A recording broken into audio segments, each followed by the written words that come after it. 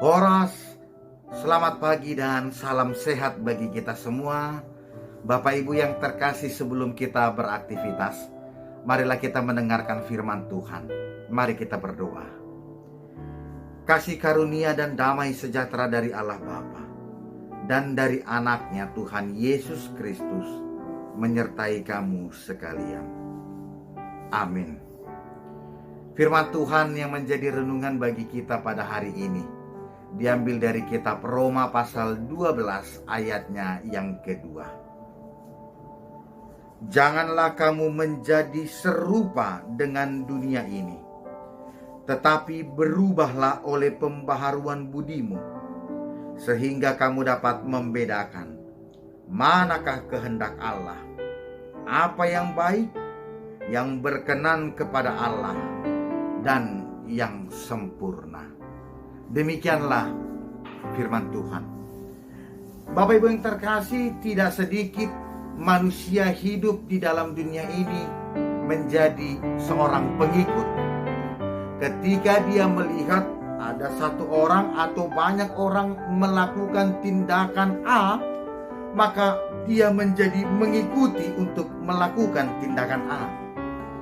Atau ketika tiba-tiba orang berubah lagi melakukan tindakan B, maka dia juga ikut berubah untuk melakukan tindakan B.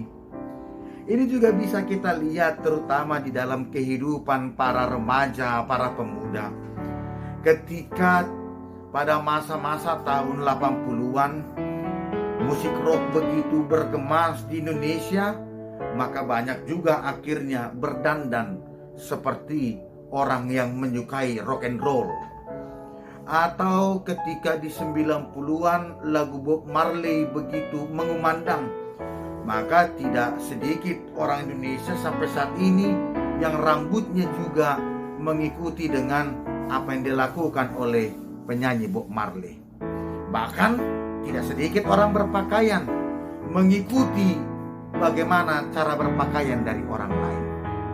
Maka kita bisa menemui manusia seringkali menjadi pengikut-pengikut di tengah-tengah dunia.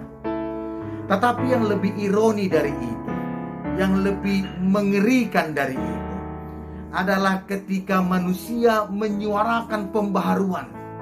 Manusia berusaha melakukan pembaharuan, tetapi dia menipu dirinya sendiri. Ia berharap orang lain justru yang berubah, atau dia mencoba merubah dunia, tetapi dia lupa bahwa dirinya tidak berubah. Sehingga perubahan yang dia bawa menjadi tidak berarti. Karena dirinya tidak berubah, maka bagi dia setiap perubahan yang ada dalam dunia tentu seakan-akan tidak ada yang berubah. Karena cara berpikir, paradigma, cara hidupnya tidak berubah. Inilah yang menjadi hal yang ironi. Tetapi kita sekarang diingatkan oleh Rasul Paulus, kita yang telah diperbaharui oleh Allah melalui Roh Kudus, kita telah dibenarkan oleh Kristus, maka pembaharuan budi kita harus membawa sebuah perubahan kehidupan, perubahan beriman, perubahan dari yang buruk menjadi yang baik, perubahan 180 derajat. Dan perubahan ini bukan hanya perubahan fisik, tetapi perubahan yang dimaksud dari kata metamorfose dalam bahasa Yunani, artinya bermetamorfosis. Maka ketika perubahan itu terjadi, ia tidak akan kembali lagi kepada keadaannya yang sebelumnya. Sebuah kupu-kupu ketika dia dari larva menjadi ulat dan dia terus bermetamorfosis menjadi kupu-kupu, maka dia tidak akan kembali lagi menjadi ulat atau kembali kepada larva, tetapi ia terus hidup sebagai kupu-kupu.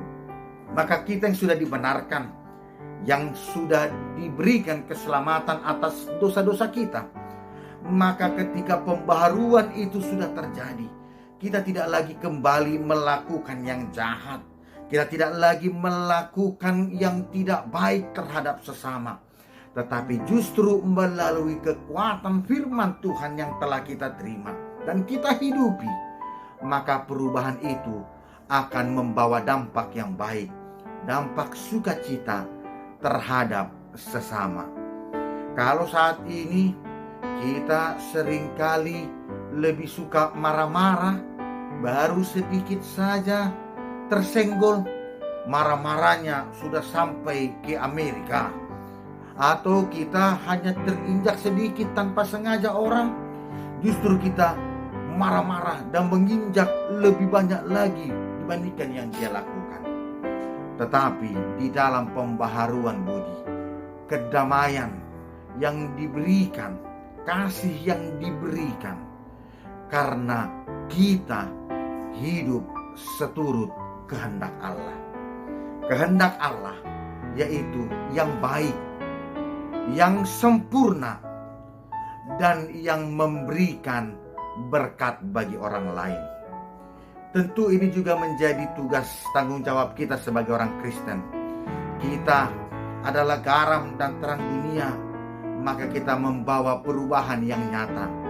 Dengan itu kita tidak boleh memperhambakan kepada dunia, apalagi kita menyembah kepada dua Tuhan.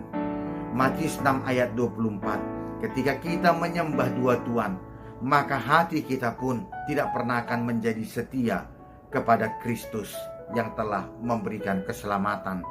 Yakobus 1 ayat 8 semakin menegaskan, orang yang mendua hatinya, maka hidupnya tidak pernah akan tenang. Mari Bapak Ibu yang terkasih, ketika kita berangkat bekerja hari ini, berangkat beraktivitas, kita pastikan di dalam kesetiaan kita melakukan perubahan, dan itu dimulai dari diri kita, bukan dari orang lain.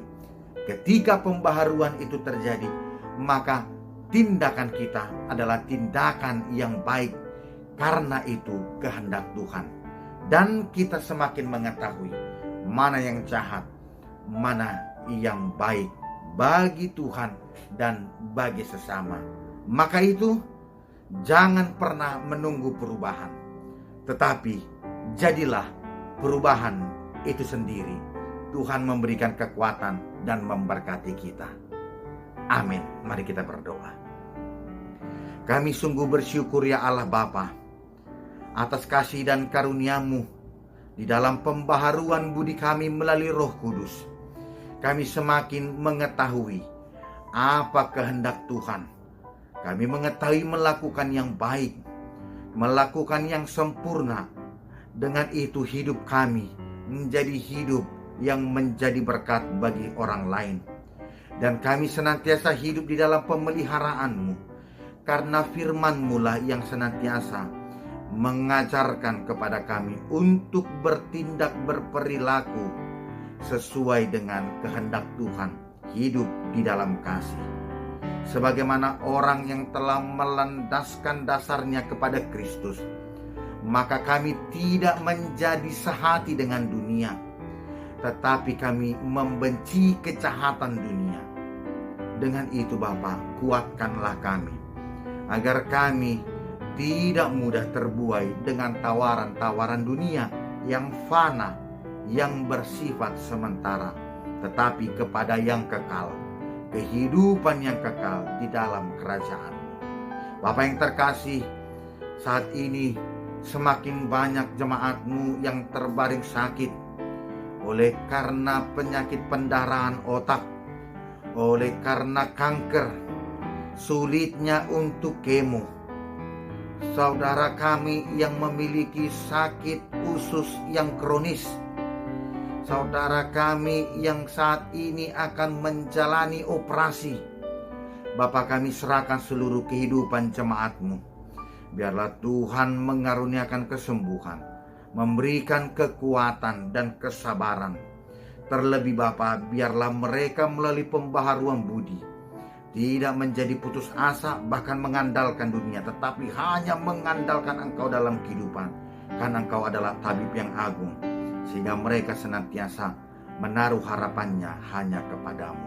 Sertai jemaat-Mu yang akan beraktivitas bekerja hari ini, Biarlah Tuhan memberkati pekerjaannya, Tuhan memimpin setiap perjalanannya, sehingga mereka bersukacita karena pemeliharaan-Mu. Kami serahkan hidup kami di dalam tangan pengasihan-Mu. Di dalam nama anak-Mu Tuhan Yesus Kristus kami berdoa dan mengucap syukur. Amin.